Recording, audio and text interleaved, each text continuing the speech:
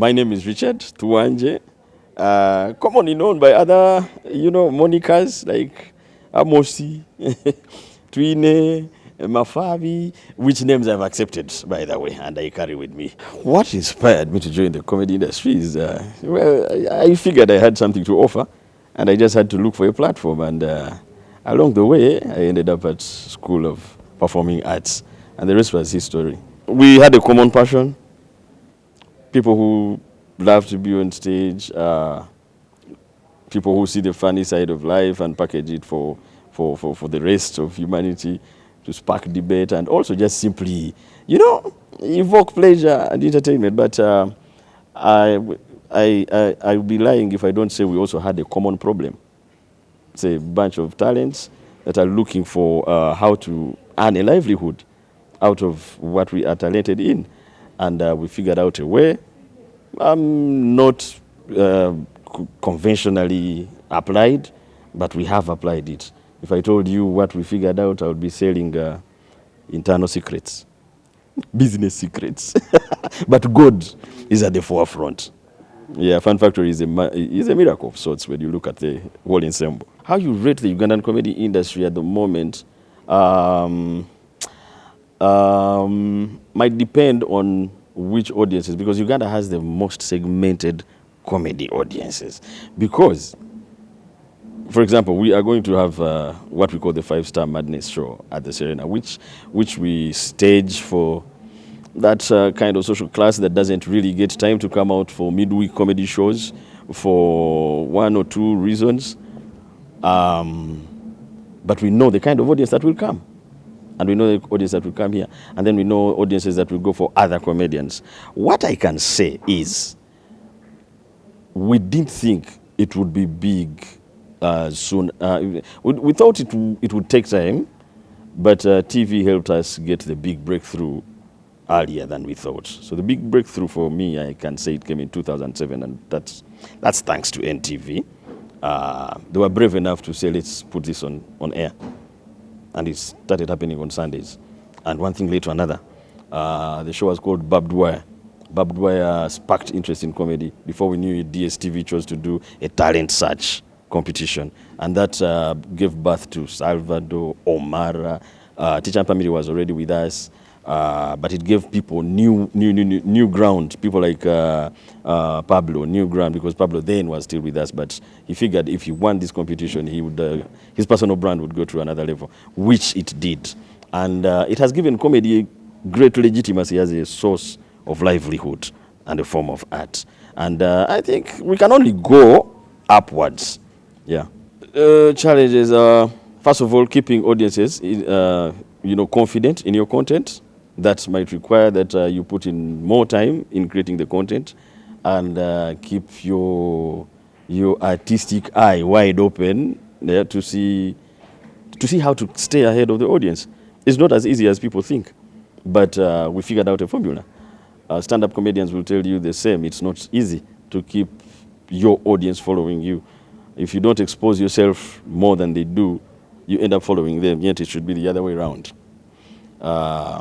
That is one. And as industries grow and economies grow and challenges come in, you'll get the regulation will kick in. Sometimes you find regulating agencies, national agencies that have to regulate this kind of art, not really understanding the in and outs of how we come out, how this business operates. Because social media can even deceive you that guys are getting a lot of money. And you come in with, now URA comes in. That's a given. This is a business. URA has to come in. They have to, the taxman, they have to come for the pay as you earn. They have to come for the VAT. They have to come for the percentage they have to get of these big concerts. And that is going to happen. So if you don't factor that in, the challenge it brings, which is also an opportunity, it teaches artists to consider running this as a business. And you have to professionalize. If you don't professionalize, you might die a slow death. Because you have to give to Caesar what belongs to Caesar. Where we means us and the government can do to make this industry better is, first of all, I personally think we need more performance spaces that can accommodate the up and coming.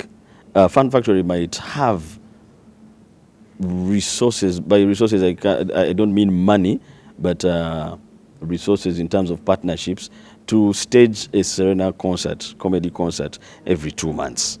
Because now it is easy for us to attract partners to invest with us. Because the only place Fun Factory can do a comedy show, because ours is sketch comedy, the only arena that can accommodate Fun Factory for a good show is the conference center.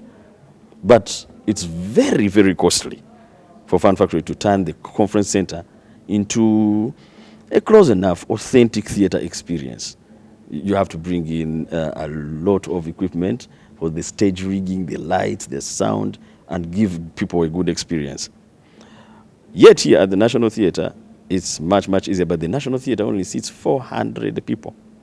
It was built in 1956 to serve Sir Andrew Cohen and his gangos.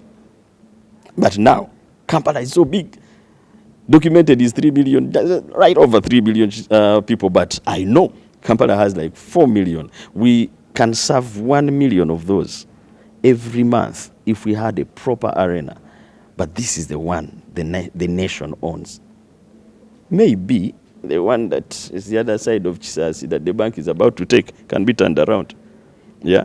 So if these performance spaces are increased in numbers, shows will increase in number. Audiences will increase in number. The revenue authority will be earning much more out of us, getting revenue. And this is an assumption that if that grows and the revenue collected grows and reinvested in the space, the culture and art space, I mean, the sky can only be the limit. You'll be surprised how talented Uganda is. But the people with the biggest talents don't have the resources to get them there. We were lucky to access this place at relatively affordable, rates when we were starting out, which is not the case right now. You see, when you say that, people who say, profanities and, sexual jokes and intertribal, jokes that are at the expense of a group or a gender.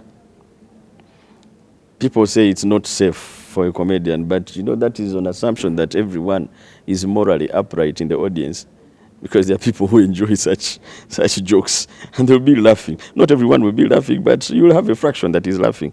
Maybe those ones can keep coming. But what I can say is the best, you're limiting yourself as a comedian if that is your strength.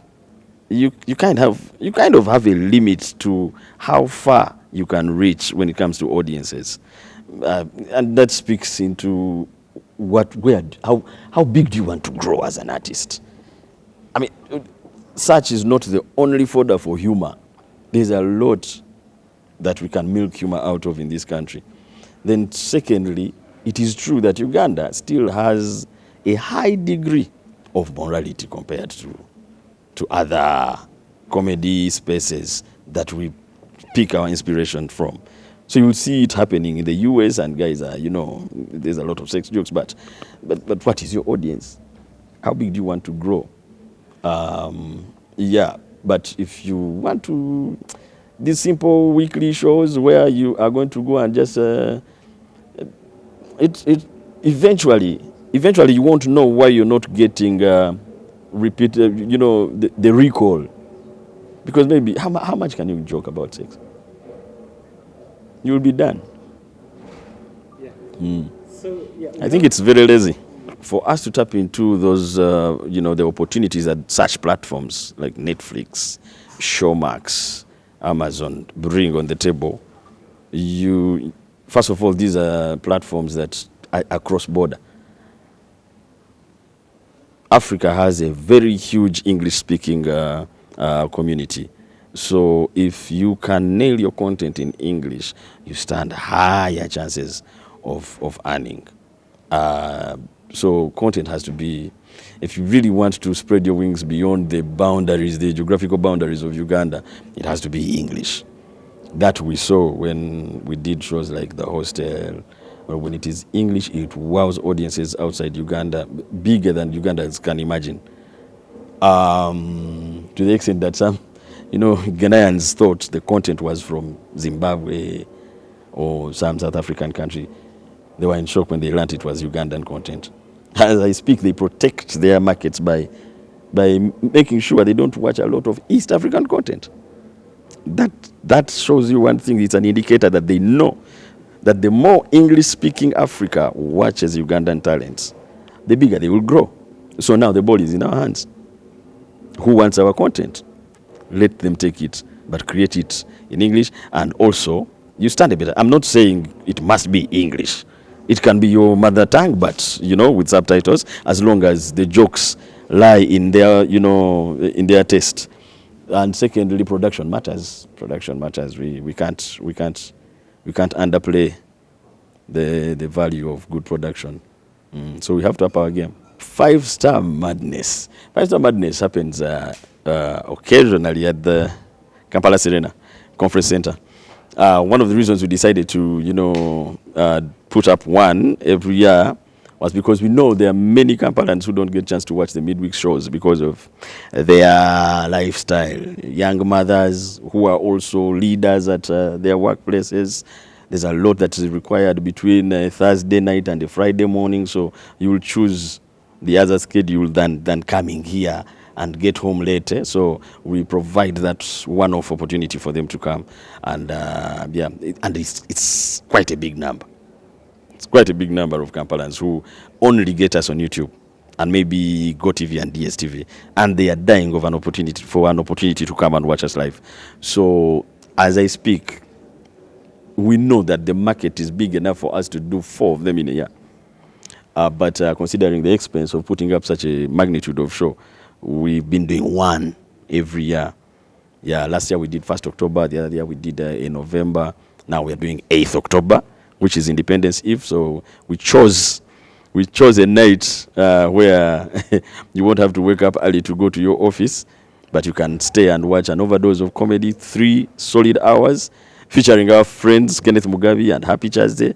It's a show of its own kind. You're sure that you can crack a rib over the same joke with your mom if you brought one. Yeah. Of course, no one has only 2 mothers, but you know what I mean. You can come and laugh at the same jokes with your parents, or your parent can actually pay for you, and they know they are safe. It's clean comedy. It's cut across. It's I wouldn't say family viewing, but 18 and above is good enough. And we are hoping to do 1 5-star madness every after 2 months, because actually people are hungry. People need this comic relief very often, much more often than we actually think, because the Serena seats maximum about 2,000 people. That is if you put only seats and you're not putting tables, but we are looking at 1,500. And we have now very limited silver tickets, because people know when it is 5-star madness, it is, it is that big. It's a good experience. So the date is 8th October, Independence Eve. Yeah, in case they forget the date, it is the eve of Independence Day, if they remember Independence Day anyway.